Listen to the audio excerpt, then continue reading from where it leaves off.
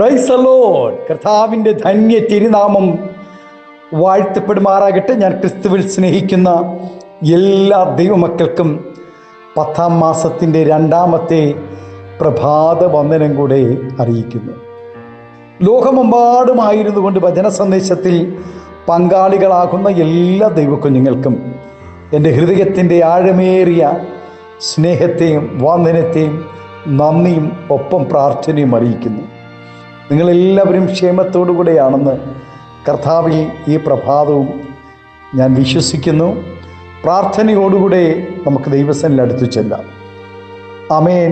1-ാം സങ്കീർത്തനത്തിൽ സങ്കീർത്തനക്കാരൻ പാടുന്നു, ദുഷ്ടന്മാരുടെ ആലോചന പ്രകാരം നടക്കാതെയും പാപികളുടെ വഴിയിൽ നിൽക്കാതെയും പരിഹാസികളുടെ ഇരിപ്പിടത്തിൽ ഇരിക്കാതെയും.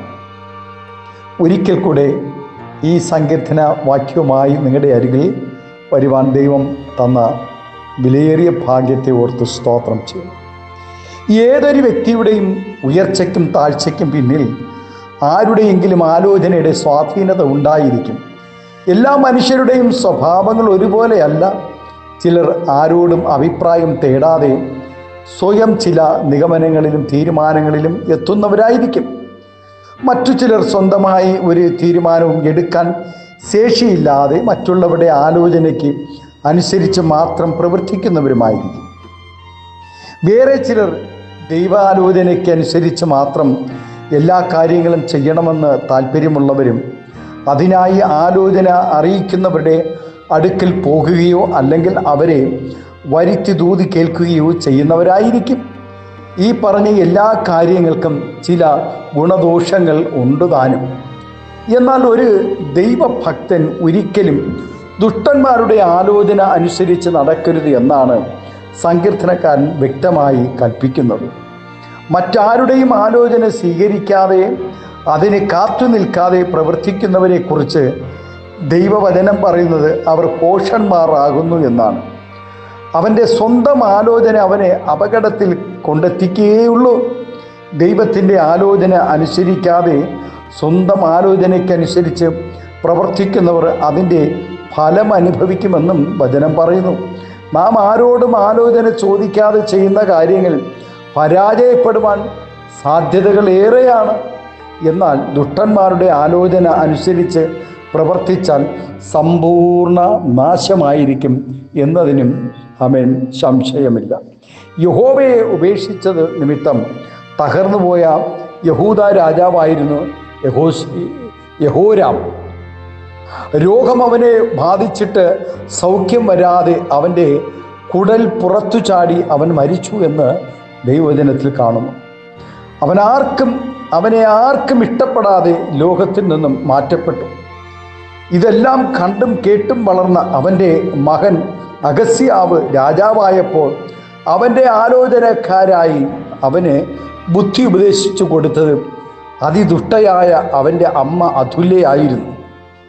അഗസ്യാവ് ദൈവാലോചന ശ്രദ്ധിക്കാതെ അമ്മയുടെ വാക്ക് കേട്ട് പ്രവർത്തിച്ചത് നിമിത്തം അവനൊരു ചതിയിൽ കൂടെ കൊല്ലപ്പെട്ടു. ആകയാൽ സ്വന്തം കുടുംബത്തിൽ നിന്നായാലും ഏറ്റവും പ്രിയപ്പെട്ടവരിൽ നിന്നായാലും ആലോചനകളെ സ്തോത്രം വിവേകിച്ച് മനസ്സിലാക്കി ദൈവാലോചനയ്ക്കനുസരിച്ച് ജീവിക്കേണ്ടതാകുന്നു എന്ന് നാം മനസ്സിലാക്കണം.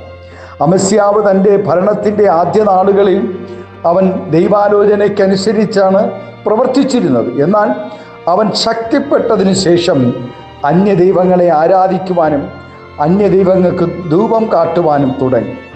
താൻ ചെയ്തത് ശരിയല്ലെന്നും മാനസാന്തരപ്പെട്ട് മടങ്ങി ദൈവസന്നിധിയിൽ വരണമെന്നും നിരവധി പ്രാവശ്യം ദൈവാലോചന ദൈവദാസനിൽ കൂടെ അല്ലെങ്കിൽ പ്രവാചകനിൽ കൂടെ കേൾക്കുവാനിടയായി.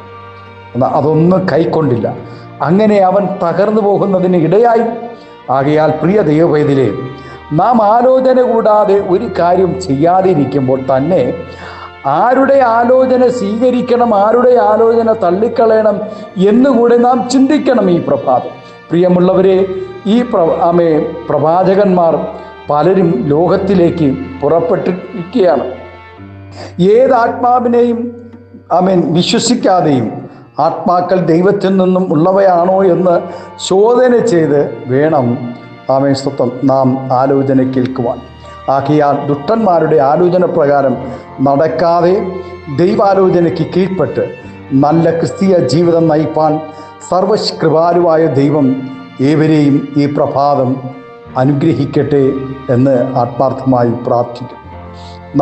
നാം നമ്മുടെ ആലോചനകൾക്ക് ആമേൻ ഒത്തവണ്ണം ജീവിക്കാതെ, ദുഷ്ടന്മാരുടെ ആലോചനയ്ക്ക് ഒത്തവണ്ണം ജീവിക്കാതെ ദൈവത്തിൻ്റെ ആലോചനയ്ക്കനുസരിച്ച് ജീവിക്കുവാൻ നമ്മെ ഏൽപ്പിച്ചു കൊടുക്കാം. ഈ പ്രഭാതം കണ്ണുകളടയ്ക്കാം, പ്രാർത്ഥിക്കാം. സ്വർഗീയ പിതാവേ, സ്നേഹവാനായ ഞങ്ങളുടെ നല്ല ദൈവമേ, അനുഗ്രഹം പ്രശാന്തമായ നല്ല പ്രഭാതത്തിനായി നന്ദി പറയുന്നു.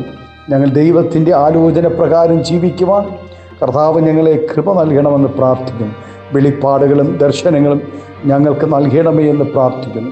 ആമേൻ. കൃപാവരങ്ങളെ പ്രാപിക്കുവാൻ ഞങ്ങൾ അധികം ദൈവത്തോട് ശക്തമായി അടുക്കുവാൻ പരിശുദ്ധാത്മാവെ ഈ പ്രഭാതത്തിലെ ഈ ആലോചന എല്ലാവർക്കും ഒരു വലിയൊരു പ്രയോജനമായി തീരുവാൻ പരിശുദ്ധാത്മാവ് സഹായിക്കും.